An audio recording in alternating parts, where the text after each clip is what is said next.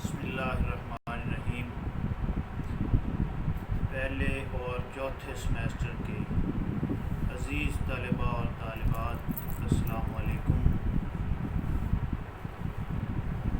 ہمارا پرچہ ادبی تحریکیں جو کہ اس وقت پہلے سمیسٹر میں اور چوتھے سمیسٹر میں ایک ساتھ چل رہا ہے، اور اس کا طریقہ کار یوں ہے کہ جو اب پہلے سمیسٹر میں لوگ پڑھ رہے ہیں ادبی تحریکیں، وہ چوتھے سمیسٹر میں جا کے مقالے کے جو متبادل کورسز ہوں گے ان میں ادبی تحریکیں کا پرچہ نہیں پڑھیں گے۔ اس وقت ان کو کچھ اور، لیکن یہ اس وقت جو چوتھا سمیسٹر چل رہا ہے، انہوں نے چونکہ پہلے سمیسٹر میں یہ پرچہ نہیں پڑھا تھا، اس لیے یہ اب مقالے کے متبادل کورس کے طور پر یہ پرچہ پڑھ رہے ہیں۔ ہمارا یہ سمیسٹر اور یہ پرچہ اب اپنے آخری مراحل میں داخل ہو چکا ہے۔ یونیورسٹی کی اطلاع کے مطابق اسی ماہ میں 25 یا 26 جولائی کو یا اس سے کچھ پہلے آپ کے امتحانات ہو سکتے ہیں۔ تو اس سلسلے میں آج کی ہماری جو گفتگو ہے، یا اس سے اگلی گفتگو، اسے آپ یوں سمجھیے کہ یہ اس پرچے کی اختتامیہ گفتگو ہے۔ پرچے کا ہمارا یہ آخری حصہ چل رہا ہے۔ تو ہم نے علامت نگاری کا موضوع شروع کیا ہوا ہے، اور اس کے بعد ہمارے پاس دو موضوعات ہیں، ایک مارکسی تحریک کا اور ایک نفسیاتی تحریک کا۔ تو کوشش یہ کرتے ہیں کہ ان دونوں پر بھی کچھ نہ کچھ بات ہو جائے۔ علامت نگاری کے سلسلے میں نے پچھلی گفتگو میں یہ عرض کیا تھا کہ آئندہ کلاس میں ہم اردو کے حوالے سے علامت نگاری کا جو استعمال ہے اسے دیکھنے کی کوشش کریں گے، لیکن آپ کے امتحانی نقطہ نظر کے حوالے سے اور امتحانی تاریخ کے حوالے سے ہم اسے اور مختصر کر دیتے ہیں، اور علامت نگاری پر چند باتیں میں آپ کے گوش گزار کروں گا، اور پھر ہم مارکسی تحریک جو ہے، مارکسزم کی جو تحریک ہے اس پہ بات کریں گے۔ تو علامت کی توضیح کے لیے میں نے مثالیں بھی پیش کی ہیں۔ علامت نگاری پر جتنی ممکن تھی گفتگو کی ہے تاکہ یہ موضوع آپ کی سمجھ میں آ جائے۔ اس سلسلے میں نے عرض کیا تھا کہ یہ چند باتیں، تو جدید اردو نظم میں علامت پسند شعراء کے ایک گروہ نے علامت کی تخلیق کے سلسلے میں آزاد تلازمہ خیال کا طریقہ کار اختیار کیا۔ آزاد تلازمہ خیال کیا ہے؟ یہ ہماری گفتگو کا حصہ ہے، ہمارے سلیبس کا حصہ ہے، اس پہ انشاءاللہ بات ہوگی۔ تو یہ جو ہے کہ آزاد تلازمہ خیال کا طریقہ کار اختیار کیا جو تخلیقی رابطے کے عمل کی ضد ہے۔ اگر آزاد تلازمہ خیال شاعری کے مرتبے کا حامل ہوتا تو یورپ کے نفسیاتی مریضوں کا بے ربط ذہنی دباؤ بھی اعلیٰ شاعری کے زمرے میں شامل ہوتا۔ ہر شخص جانتا ہے کہ ڈاکٹر کی ڈائری اور شاعر کی بیاض میں ایک بنیادی فرق ہے۔ ڈاکٹر کی ڈائری نفسی پیچیدگی اور ذہنی خلفشار کو، اور شاعر کی جو بیاض ہے، شاعر کی جو ڈائری ہے، اس کے پاس جو ایک لکھنے کے لیے نوٹ بک ہے، وہ تخلیقی عمل کو بیان کرتی ہے۔ آزاد تلازمہ خیال، میں نے پچھلی گفتگو میں بھی یہ عرض کیا تھا کہ یہ مجذوب کی بڑھ ہے۔ اس میں اشیاء کا باہمی ربط نفسیاتی انتشار کے باعث منفی نوعیت کا حامل ہے، اور ڈاکٹر اس کی مدد سے مریض کی نفسیاتی بیماری کے اصل اسباب دریافت کرتا ہے۔ دیکھیے، علامت کے سلسلے میں یہ ایک مثال تھی جسے ہم دیکھ سکتے ہیں، علامت کے موضوع کو سمجھنے کے لیے استعمال کر سکتے ہیں۔ غزل، یہ میں نے چونکہ اردو نظم کے حوالے سے، آزاد نظم کے حوالے سے بات کی، اردو نظم کے بعد جدید اردو نظم کے بارے میں بات کی، تو غزل اور نظم میں علامت کے استعمال کا فرق یہ بھی واضح ہے۔ غزل کو پانی کی تہ سے نکل کر باہر کی ہوا کی طرف جست بھرتی ہے، اور اس کی علامتیں بھی سورج کی روشنی میں نسبتاً کم مبہم ہونے کے علاوہ خارجی زندگی کی اجتماعی تحریکات کو عام طور سے منعکس کرتی ہیں۔ پھر چونکہ یہ جست عارضی ہے، اس پہ تھوڑی سی بات بھی ہوئی ہے پہلے، اور ایک مکمل پرواز کے مشابہ نہیں، اس لیے علامت کا استعمال بھی عام طور سے رزمیہ انداز کا حامل ہوتا ہے۔ ایک یہ بات بھی ہے کہ خارجی سطح پر متحرک ہونے کے باعث علامتیں بہت جلد اجتماع کے تقلیدی رجحان سے متاثر ہو کر اور یوں گھسی پٹی تراکیب میں ڈھل کر نشان بن جاتی ہیں۔ یہ بات ہوئی ہے پہلے، لیکن اس موضوع کو سمجھنے کے لیے جدید اردو نظم اور غزل کے حوالے سے یہ ضروری تھا کہ اس پہ بھی تھوڑی سی بات کی جائے۔ اب جو نظم میں علامت کے استعمال کے ضمن میں ایک آخری بات کہ علامت کوئی مقصود بالذات شے نہیں، یہ تجربے کے بیان میں محض ایک وسیلے کی حیثیت رکھتی ہے۔ اصل چیز تجربے کی اکائی ہے، جس کے دباؤ کے تحت شاعر تخلیق کرنے پر خود کو مجبور پاتا ہے۔ اب اس بات کا دار و مدار شاعر پر ہے کہ وہ اپنی ذات کے کس پہلو کو تخلیق میں اجاگر کرتا ہے، کیونکہ اس کا یہی اقدام در حقیقت علامت کے انتخاب میں اس کی مدد کرے گا۔ مثلاً وہ استخراجی طریقہ کار کے تحت اندر سے باہر کو آتا ہے تو اس کی علامتوں کا مزاج ایک خاص نوعیت کا ہوگا، اور وہ باہر کی دنیا سے اندر کی پراسرار دنیا کی طرف، کائنات کی طرف آئے گا تو نسبتاً طے دار علامات کا استعمال کرے گا۔ اس کے علاوہ علامات کتنی ہی خوبصورت، طے دار اور معنوی گہرائی سے لبریز کیوں نہ ہوں، ان کی اہمیت صرف اس بات میں ہے کہ اس فن پارے میں وہ تخلیق کا جو حصہ ہے وہ کتنا ہے، کتنا تخلیق نے حصہ لیا ہے۔ دیکھیے، اگر ہم اس پہ ایک بات کریں کہ نظم جو ہے وہ بحیثیت مجموعی تصویر یا ڈرامے کی طرح تخلیقی پہلو کی علمبردار ہے، ہم اس کے بعض خوبصورت حصوں کو الگ کر کے دکھا سکتے ہیں، بائنے ہی جیسے ہم کسی تصویر کے بعض خوبصورت حصوں کو جدا کر کے پیش کر سکتے ہیں، لیکن ان کا مفہوم نظم کے کل کے تابع رہ کر اور اس کے سہارے قائم نہیں، تو یہ فن پارہ اپنی لطیف کیفیات کے باوصف ایک سعی ناکام کے سوا کچھ نہیں۔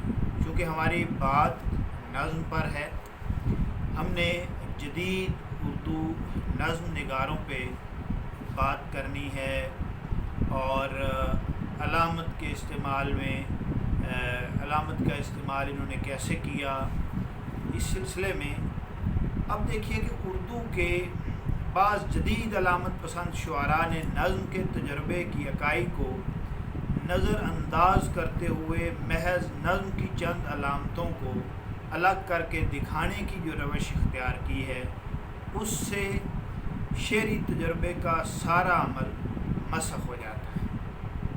حقیقت یہ ہے کہ علامت نظم کے کل کا ایک حصہ ہے۔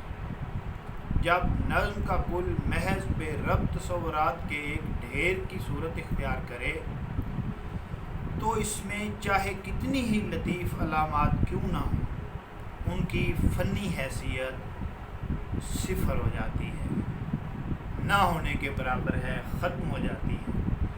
تو یہ کچھ بات تھی جو میں چاہتا تھا کہ علامت نگاری کی جو تحریک ہے یا علامت نگاری کی جو اصطلاح ہے بطور نظریے کے ہم اسے دیکھ رہے ہیں، اس میں یہ ایک بات جو ہے وہ آپ کے علم میں ہونی چاہیے کہ اردو نظم اور غزل کے حوالے سے علامت کا کیا طریقہ کار ہے۔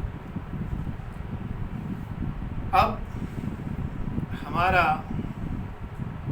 اگلا موضوع، آپ سب لوگوں کے پاس سلیبس موجود ہے، تو علامت نگاری کے بعد ہمارا جو موضوع ہے وہ مارکسی تحریک پر ہے۔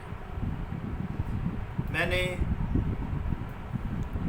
شروع میں یہ عرض کیا تھا کہ کچھ تحریک، کچھ اصطلاحات اور نظریے،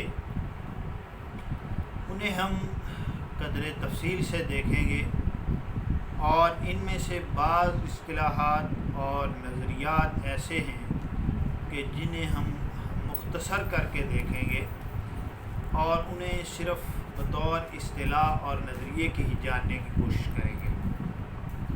اس میں مارکسی تحریک جو ہے یہ بھی قدر مختصر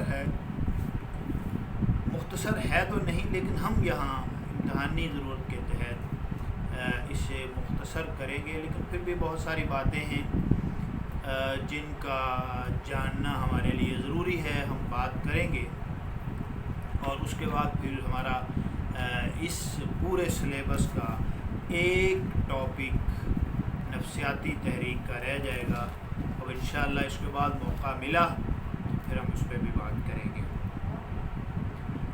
تو مارکسی تحریک جو ہے یا مارکسزم جو ہے، اس پر بات کرنے کے لیے سب سے پہلے ہمیں یہ جاننا ہوگا کہ مارکسیت کیا ہے، پھر ہم مارکسی تحریک پر بات کر سکیں گے، پھر مارکسی تحریک کو سمجھ سکیں گے۔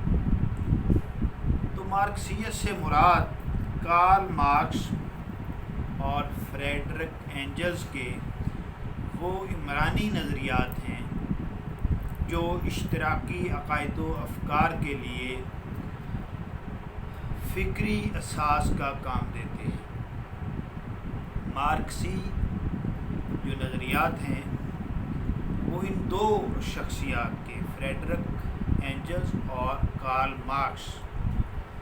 اب اس کے بعد مارکس اور اینجلز کا دور بے لگام سرمایہ داری کا وہ دور تھا جب محنت کش طبقہ بری طرح استحصال اور افلاس اور غربت کا شکار تھا۔ چنانچہ مارکس اور اینجلز کو سماجی انصاف اور انسان دوستی کے مسلک سے جو دلچسپی تھی وہی ان کے نظریات و افکار کا باعث بنی۔ مارکس نے ایک نیا عمرانی نظریہ پیش کیا، ایک نیا معاشرتی نظریہ پیش کیا۔ اس نے بتایا کہ ہر سماجی نظام اقتصادی عوامل کا نتیجہ ہوتا ہے اور اس میں واقع ہونے والے تغیرات، طریقے پیداوار اور پیداواری رشتوں میں واقع ہونے والی تبدیلیوں کے باعث رونما ہوتے ہیں۔ یہ انہوں نے اب کارل مارکس کے خیال میں سماجی تبدیلیوں کے پیچھے کار فرما قوت متحرکہ جو ہوتی ہے، قوت محرکہ جو ہے وہ کوشش ہے، جد و جہد ہے، جو زبوں حال طبقے بہتر سماجی معاشی مستقبل کے حصول کے لیے وہ جو کوشش کرتے ہیں ان کی جو صحیح ہے وہ ہمیشہ جاری رہتی ہے، وہ کوشش کرتے رہتے ہیں یہ طبقات۔ چنانچہ انہوں نے تاریخ کو اقتصادی عوامل کی روشنی میں دیکھا اور معلوم کو سماجی ارتقاء طبقاتی کشمکش کا نتیجہ قرار دیا۔ اب طبقاتی کشمکش اس وقت کیا تھی یا اس سے کیا مراد ہے کہ دنیا میں نادار اور زاردار طبقوں کے درمیان تصادم اب مفادات کا تصادم ہے، فائدوں کا تصادم ہے۔ اب تصادم میں جو مفادات کے باعث جو آویزش جاری ہے اسے اشتراکی مصنفین کی اصطلاح میں طبقاتی کشمکش کہا جاتا ہے۔ ایک اس میں ناداروں کا گروہ ہے اور دوسرا زارداروں کا، ان کے درمیان جو تصادم مفادات کی ایک جنگ ہے اسے طبقاتی کشمکش کہتے ہیں۔ تو طبقاتی کشمکش کی بنیاد اگرچہ معاشی عدم مساوات پر ہے، لیکن اس کا اظہار اقتصادی میدان کے علاوہ سیاسی کشمکش اور نظریاتی آویزش کی صورت میں بھی ہوتا ہے۔ اب کارل مارکس جو ہیں ان کے نزدیک دو طبقے ہیں جو اس چیز کا باعث بنتے ہیں۔ اب ان میں پہلا طبقہ جو ہے یہ استحصال کرنے والے طبقہ ہے، جو استحصال کرتے ہیں ان کا طبقہ ہے یہ۔ اس میں سرمایہ دار لوگ شامل ہیں، یعنی وہ لوگ جن کا ذرائع پیداوار پر قبضہ ہے، ایک گروہ وہ ہے۔ اب دوسرا کون سا ہے؟ وہ محنت کش لوگ جنہیں زندہ رہنے کے لیے پہلے طبقے کی، جس کا بھی ہم ذکر کر رہے تھے، اس طبقے کے پاس اپنی محنت کو بیچنا پڑتا ہے۔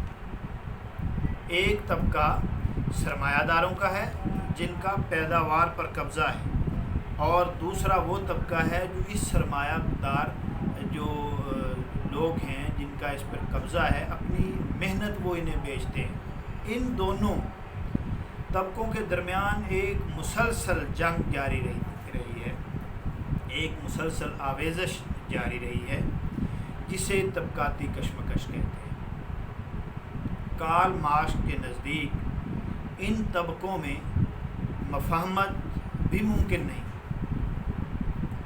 صلح بھی نہیں ہو سکتی۔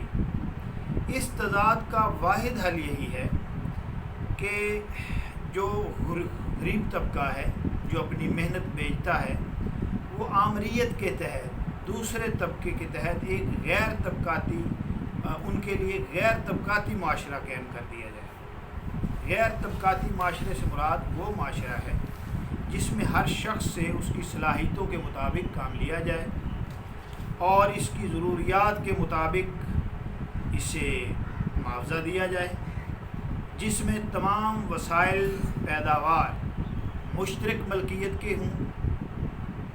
وہ پہلا طبقہ جس کے پاس تمام پیداوار کے جو قبضہ ہے، ایسا نہیں ہونا چاہیے، بلکہ جس میں تمام وسائل پیداوار مشترک ہوں، مشترک ملکیت ہو ان کی، اور کوئی شخص اس پوزیشن میں نہ ہو کہ کسی دوسرے کی محنت کا استحصال کر سکے۔ مارکسی نقاد ادب کو بھی ایک طبقاتی مظہر قرار دیتے ہیں۔ اب ممتاز حسین مارکسی تنقید کا ایک بڑا نام ہے، تو ان کا ایک خیال کوٹ کیا ہے میں نے کہ طبقاتی نظام میں کوئی ادیب غیر طبقاتی پوزیشن اختیار نہیں کر سکتا، لیکن وہ اپنی طبقاتی پوزیشن کو بدل سکتا ہے۔ خود اپنے طبقے کے مفاد اور نقطہ خیال کے خلاف جا سکتا ہے۔ دیکھیے، یہ مارکسیت جو ہے، مارکسزم جو ہے، اس کا ایک پس منظر، اس کے بنیادی مباحث میں نے آپ کے سامنے پیش کرنے کی کوشش کی، اور میں یہ امید کرتا ہوں کہ یہ وہ چند باتیں ہیں کہ ہم مارکسزم کے جو ایک لمبا چوڑا اس کا لٹریچر ہے، لمبی چوڑی وضاحت ہے، تحریک کے عوامل و اسباب ہیں، پوری تاریخ اگر ہم نہیں بھی دیکھتے تو ان چند باتوں کو اگر ہم ذہن میں رکھیں گے، ان چند باتوں پر غور کریں گے، تو مارکسی تنقید جو ہے وہ ہمارے لیے آسان ہو جائے گی، اسے سمجھنا ہمارے لیے مشکل نہیں رہے گا۔ تو یہ مارکسیت کی بنیادی بحث، یہ بھی مارکسی تنقید کا ایک حصہ ہے، سوال کا ایک حصہ ہے، اس لیے اسے بھی ساتھ شامل رکھیے۔ دوسری چیز ہے مارکسی تنقید، جو ہم تحریک کی بات کر رہے ہیں کہ اس میں کیا کیا چیزیں ہیں۔ تو مارکسی تنقید جو ہے، جب کارل مارکس کے اشتراکی نظریات عام ہوئے تو ادبی دنیا میں بھی ان کے نظریات کی صدائے بازگشت سنائی دینے لگی۔ اس طرح تنقید کا ایک نظریہ یا دبستان وجود میں آیا جس کی بنیاد کارل مارکس اور اس کے مقلدین کے اشتراکی افکار پر ہے۔ اسے اشتراکی تنقید یا مارکسی تنقید کہا جاتا ہے۔ دوسرا نام اس کا اشتراکی تنقید بھی ہے، اس میں بھی یہی چیزیں شامل ہیں۔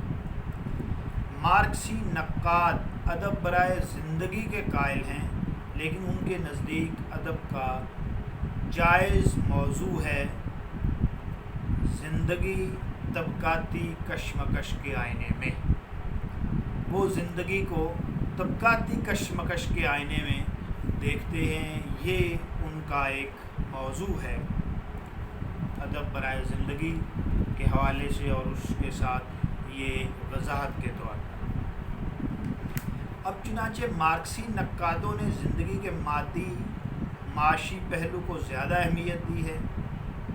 مارکسی نقاد مطالبہ کرتے ہیں کہ ادیب محنت کشوں کے مفاد کو ملحوظ خاطر رکھے، محنت کش اسے بھولنے نہیں چاہیے۔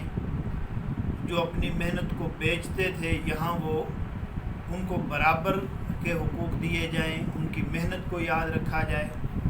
طبقاتی کشمکش میں مظلوم کا ساتھ دیا جائے، اجتماعی، سیاسی اور سماجی بہبود اس کی ادبی کاوشوں کا مقصد ہونا چاہیے۔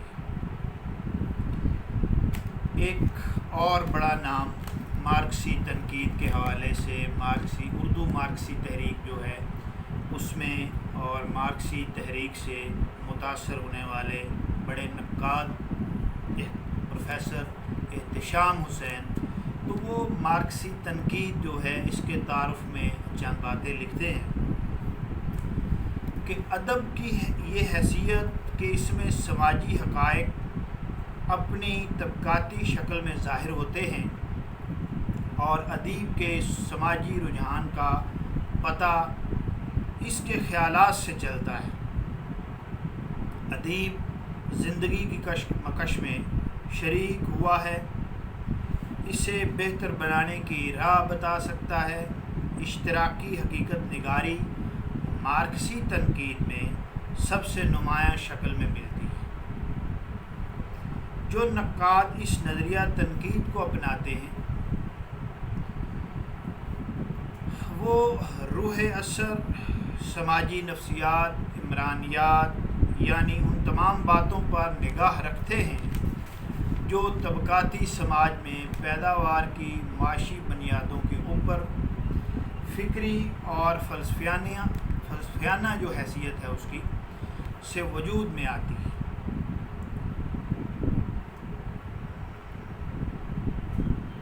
اب تعبیر جو ہے ادب کے اس مادی نظریے پر اعتراض ایک اٹھاتی ہے کہ اس پر عمل کرنے والے ادب میں ادبیت کی بجائے فلسفہ، تاریخ، معاشیات اور دوسرے عناصر کی جستجو کرتے ہیں۔ یہ اعتراض درست نہیں ہے، کیونکہ ادب محض چیز، فنی خصوصیات یا کسی چیز کی چند فنی خصوصیات وہ اس کا مجموعہ نہیں ہے، اس سے زیادہ ہے۔ پھر فنی خصوصیات خود تاریخی حالات اور سماجی ارتقاء سے وجود میں آتی ہیں۔ اس وقت تک عملی تنقید کا یہی طریقہ سب سے زیادہ کارآمد ثابت ہوا ہے۔ اس میں خارجی اور داخلی کوئی پہلو چھوٹنے نہیں پاتا، لیکن زور انہی باتوں پر دیا جاتا ہے جو ادیب کے شعور، سماجی اور فنی دونوں سے تعلق رکھتی ہیں۔ یہ نظریہ نہ تو جمالیاتی پہلوؤں کو نظر انداز کرتا ہے اور ادب کو عمرانیات اور سیاسیات کا بدل قرار دیتا ہے۔ مارکسی تنقید، مارکسی نظریہ ادب کے بنیادی اصولوں پر ہے، جس میں چند کا ذکر ہم کریں گے کہ وہ کون سے اصول ہیں جن پر مارکسی تنقید وہ مارکسی نظریہ ادب کے اصولوں پر چلتی ہے، تو وہ کون سے ہیں؟ تو پہلے نمبر پر انسان کی سماجی، سیاسی اور ذہنی کیفیات مادی زندگی کے نظام پیداوار سے متعین ہوتی ہے۔ زندگی میں دوسرے عناصر بھی اپنا مقام رکھتے ہیں۔ دعویٰ صرف یہ ہے کہ معاشی عنصر کو بنیادی حیثیت حاصل ہو۔ دوسرا اصول، بہتر مستقبل کے لیے رجائی نقطہ نظر سے سماجی اثری حقیقتوں کی عکاسی فنکار پر لازم ہے۔ تیسرا اصول یہ ہے کہ فنکار طبقاتی کشمکش میں غیر جانبدار نہیں رہ سکتا، اسے ان عوام کا ساتھ دینا ہے جو استحصال کا شکار ہے۔ چوتھا اصول یا چوتھی بات یہ ہے کہ جمالیاتی عنصر ہر فن پارے کے لیے لازمی ہے، کیونکہ وہی اسے ادب بناتا ہے، لیکن محض جمالیاتی مسرت کو ادب پارے کی غایت قرار دینا خطرناک ہے، صرف اسے ہی ادب سمجھنا درست نہیں ہے۔ پانچواں اصول، پانچ ہی ہیں اس سلسلے میں جو مارکسی تنقید کے حوالے سے میں نے عرض کیا، تو وہ یہ ہے کہ حسن سے محظوظ ہونے کی انسانی صلاحیت ان معنوں میں فطری اور وہبی نہیں ہے جن معنوں میں باصرہ، قوت باصرہ کی بات ہو رہی ہے، اور سامعہ کو فطری کہا جاتا ہے، کیونکہ یہ صلاحیت ماحول سے آویزش اور فطرت پر قابو پانے کے نتیجے میں بنی آدم میں ظاہر ہوئی، یا کم از کم ان حالات میں ارتقا پذیر ہوئی۔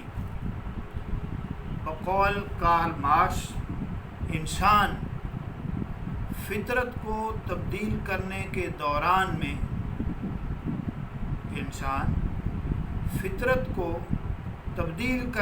دوران میں خود اپنی فطرت کو بھی تبدیل کرتا رہتا ہے، خود ان چیزوں میں ڈلتا رہتا ہے۔ یہ ہمارا عام مشاہدہ بھی ہے کہ ایک وقت ایسا آتا ہے ہر انسان پر کہ اس وقت وہ فطرت کو تبدیل کرنے کا سوچتا ہے، اس کے اقدامات کرتا ہے، کوشش کرتا ہے، لیکن ساتھ ساتھ وہ خود اپنی فطرت کو بھی تبدیل کر رہا ہوتا ہے، وہ اس فطرت کے تابع ہو رہا ہوتا ہے۔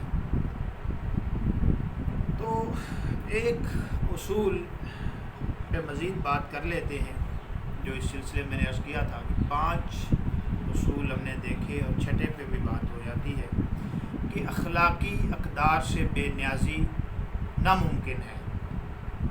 اخلاقی اقدار سے بے نیازی ناممکن ہے، اور معاشی نظام کا اخلاق کے ساتھ گہرا تعلق ہے، اس لیے دونوں سے منہ نہیں پھیرا جا سکتا۔ اب مارکسی تنقید میں، اردو مارکسی تنقید میں ہم دیکھیں تو 2 نام تو ابھی جن کے اقتباسات میں نے آپ کو پڑھ کر سنائے، اور چند نام کے، ایک تو احتشام حسین، ممتاز حسین، فیض احمد فیض۔ اردو تنقید میں انہوں نے مارکسی جو دبستان ہے اس کی نمائندگی کی ہے، اس سلسلے میں بات کو بنایا ہے، بڑھایا ہے۔ دیکھیے، یہ تو وہ باتیں تھیں کہ مارکسی تنقید کے حوالے سے اور مارکسزم کے حوالے سے ہم نے دیکھنے کی کوشش کی۔ اس سلسلے میں چند باتیں اور ہیں جو میں چاہتا ہوں کہ وہ بھی آپ کے گوش گزار کی جائیں، کہ مارکسی جو تنقید ہے، مارکسزم جو ہے وہ ادب کو کس لحاظ سے دیکھتی ہے، اس میں کیا کیا چیزیں آتی ہیں۔ تو ادبی تنقید کے کچھ طریقے فن پارے کا رشتہ سماجی اور تاریخی عوامل کے ساتھ جوڑتے ہیں۔ ان میں مارکسی تنقید سب سے نمایاں ہے۔ یہ مکتبہ تنقید جو ہے، یا یہ تحریک جو ہے، یہ ادب و فن کا مطالعہ اور تجزیہ مارکسی نظریات کی روشنی میں کرتی ہے۔ اور مارکسی نظریات کون سے ہیں، وہ میں نے شروع میں عرض کیا ہے کہ اس کی کچھ جھلکیاں دکھائی ہیں، تاکہ آئندہ جب ہم مارکسی نظریات کا اگلی بات میں ذکر کریں گے تو فوری آپ سمجھ جائیں گے کہ جو مارکسیت میں بات ہوئی ہے وہ مارکسی نظریات ہیں۔ تو مارکسی نقطہ نظر کے مطابق سماجی زندگی کی بنیاد، سماجی زندگی کی جو بیس ہے، وہ پیداواری اور اقتصادی عوامل ہیں۔ ثقافت اور فن کی جو بالائی ساخت ہے وہ ہے جو اسی بنیاد پر کھڑے ہوتے ہیں۔ اسی طرح شعور کا تاریخی اور مادی حالات کے تابع ہونا، تاریخ کا جدلیاتی تصور اور طبقاتی آویزش اس نقطہ نظر کے اہم پہلو ہیں۔ ان پہ بھی ہم نے بات کی ہے کہ طبقاتی کشمکش کیا ہے، کیا آویزش ہوتی ہے اس میں، تو یہ بھی بات اب آپ کی سمجھ میں آ جانی چاہیے۔ ظاہر ہے کہ مارکسی نقاد ادب کا مطالعہ اور تجزیہ کرتے ہوئے انہی عوامل کو پیش نظر رکھتے ہیں۔ مارکس اور اینجلز، یہ میں نے پہلے بھی نام بتائے ہیں، وہ ادبی نقاد نہیں تھے، مگر ان کی بعض تحریروں میں ادبی حوالے موجود ہیں جن کی روشنی میں ادب کے مطالعے کے لیے اصول اخذ کیے جا سکتے ہیں اور کیے جاتے ہیں، کیے جا رہے ہیں۔ روسی اشتراکی انقلاب کے قائد لینن نے مارکسی ادبی تنقید کا، مارکسی تحریک کا وہ تصور دیا جو انقلاب کے بعد روس میں تو سرکاری یا ریاستی نظریہ ادب بن گیا، بلکہ اس سے انحراف کی اجازت نہیں تھی، لیکن پوری دنیا میں مارکسی نظریات کے فروغ نے ایک عرصے تک مارکسی تنقید کے اسی تصور کو عام کیا۔ اس تصور کے مطابق ادب نہ صرف زندگی کا عکاس ہے، بلکہ مارکسی انقلاب کے لیے ایک ہتھیار ہے۔ چنانچہ ادب کو جانبدار ہونا چاہیے، اسے عام لوگوں، جو ایک غریب طبقہ ہے، جس کی بات پہلے بھی میں نے کی ہے کہ دو طبقے مارکس نے بتائے ہیں، ایک جن کا پیداواری جو نظام ہے اس پر قبضہ ہے، اور دوسرا گروہ جو ہے وہ اپنی محنت کو بیچتا ہے اور پھر اپنی روزی روٹی کماتا ہے۔ تو عام لوگوں کے حق میں آواز اٹھانی چاہیے، یہ ان کا خیال ہے۔ اب لینن جو تھے، ان کے خیال میں چونکہ انقلاب ایک منظم انقلابی پارٹی ہی لا سکتی ہے، اس لیے ادب کی وفاداری اس پارٹی سے ہونی چاہیے۔ اب ہنگری کے ایک مشہور ناقد لوکاچ، بڑا معروف نام ہے، اس نے مارکسی جو تنقید ہے، مارکسی جو تحریک ہے، وہ 20ویں صدی میں بڑی وسعت اور گہرائی عطا کی۔ لوکاچ نے یورپی واقعیت نگار، ناول نگاروں کے عمدہ تجزیے کیے، تاہم وہ نئے فنی تجربوں کے بارے میں اچھی رائے نہیں رکھتا۔ چنانچہ مارکسی جمالیات میں ایک بحث یہ بھی چلی کہ کیا حقیقت نگاری کا 19ویں صدی کا اسلوب ہی ترقی پسند ادب کا مثالی نمونہ ہے۔ جرمن مارکسی ڈرامہ نگار بریخت، بڑا معروف نام ہے، اب انہوں نے جو لوکاچ سے اختلاف کرتے ہوئے نئی حیتوں کی تلاش بھی کی اور اسے ترقی پسندی کا مظہر قرار دیا۔ اب کچھ لوگ اور آئے اس کے بعد، اور انہوں نے جو مارکسی ادبی نظریہ تھا اس کو محدود کر دیا، مگر روس کے باہر مختلف ناقدین کی کاوشیں مارکسی تنقید کے وسیع اور ہمہ معنی کو بھی سامنے لاتی رہیں۔ مثلاً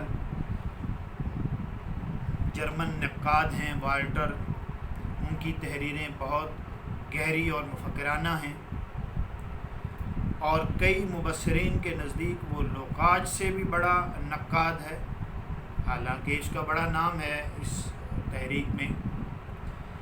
اس کی تحریروں میں مارکسیت کے ساتھ یہودی شریعت جو ہے اس کے اثرات بھی نمایاں ہیں۔ اب ایک نام بلوخ ہے، جسے انگریزی میں بلوچ کے ہجے لکھے جاتے ہیں، BLOCH۔ تو بلوخ نے مارکسی جو نظریہ ہے، مارکسی نظریے کے لیے جو یوٹوپیائی اور اس کی رجائیت کو پیش نظر رکھ کر ادبی تنقید کے اہم نمونے پیش کیے۔ انہوں نے مارکسی تحریک میں ایک نظریہ پیش کر کے ادبی تنقید کے اپنے ایک الگ نمونے پیش کیے۔ 1930 کے بعد کے جو سماجی حالات ہیں ان میں مارکسی نظریات یورپی اور امریکی دانشوروں میں تیزی سے مقبول ہوئے، تیزی سے پرچار ہوا، وہاں وہ ان کو ماننے لگے، ان نظریات کا وہاں چرچا ہوا۔ چنانچہ متعدد ادبی ناقدین کے ہاں کسی نہ کسی دور میں ان نظریات کا اثر ضرور نظر آتا ہے۔ امریکہ میں کچھ لوگ ایسے ہیں مشہور نقاد، اب فرانس میں جیسے سارتر جیسے فلسفی، جرمن فلسفی اڈورنو، اب ان کی چند مثالیں ہیں جو اس حوالے سے قابل ذکر ہیں۔ ان میں سے بہت سے نقاد اب وہ ایک عہد میں مارکسی جو تعبیر کو رد کر کے مارکسی نظریات کو وسیع تناظر میں استعمال کرتے ہیں۔ اب ایک گولڈ مین کا نقاد ہے، کردار ہے، ان کی مارکسی تنقید بہت گہری ہے۔ بعد کے دور میں ریمنڈ ولیمز کی ادبی تنقید بہت بصیرت کی حامل ہے۔ مارکسی نظریات کی نئی فکری تحریکوں مثلاً سٹرکچرلزم جو ہے، فیمنزم اور نئی تاریخیت جو ہے، اب اس سے پیوند جوڑنے کی کوشش کی گئی ہے۔ اب اس سلسلے میں بھی کچھ نام ہیں۔ اب اگر ہم اس بحث کو مختصر کریں اور ان کے جو مفکرین کے نظریات ہیں ان کو ایک طرف رکھ کر بات کو سمیٹنے کی کوشش کریں، بھی اس پہ چونکہ بات مکمل نہیں ہو سکی، کچھ باتیں رہتی ہیں جو انشاءاللہ اگلی گفتگو میں ہوں گی، کہ روس اور مشرقی یورپ جو ہے کہ ممالک میں مارکسیت کے زوال کی وجہ سے مارکسی جو فلسفہ ہے وہ بحرانی کیفیت سے دوچار نظر آتا ہے۔ تاہم ادب کا جو سماجی اداروں اور تاریخی عوامل سے رشتہ جوڑنا ہو تو مارکسی نقطہ نظر سے رشتہ جوڑنا بھی ناگزیر ٹھہرتا ہے۔ البتہ مارکسیت کے کسی سادہ اور کار تصور، جسے بعض لوگ طنزاً جو ہے وولگر مارکسزم کہتے ہیں اسے، اس کے بجائے مارکسیت کی گہری تعبیر نو جو ہے اب وہ لازم ہوگی۔ تو اس سلسلے میں چند باتیں مزید ہیں جو مارکسی تحریک کو سمجھنے کے لیے ضروری ہیں، امتحانی نقطہ نظر کے حوالے سے دیکھیں تب بھی ان کی ضرورت ہے۔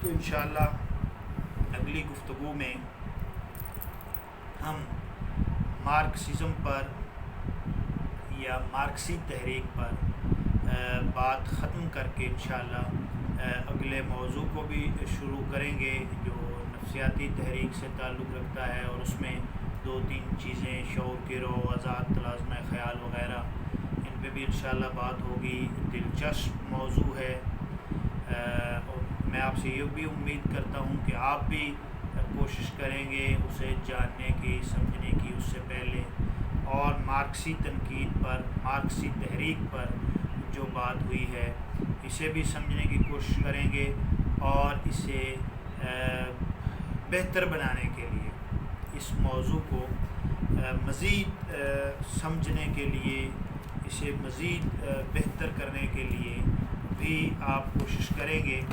اس سلسلے میں ایک آدھ کتاب میں عرض کر دیتا ہوں کہ وہ آپ کو دیکھنی چاہیے۔ ایک تو ارسطو سے ایلیٹ تک، اور پھر جو ہے اصطلاحات کی جو کتابیں ہیں، ایک علامت نگاری کا موضوع جو ہم نے ابھی ختم کیا، اس سلسلے میں جدید اردو شاعری میں علامت نگاری ایک کتاب ہے ڈاکٹر تبسم کاشمیری کی، اسے بھی دیکھیے۔ انور صدیق صاحب کی جو کتاب ہے اردو ادب کی تحریکیں، اسے بھی دیکھیے، تو انشاءاللہ یہ چیزیں اور آسان ہو جائیں گی، مزید ان کی سمجھ آ جائے گی۔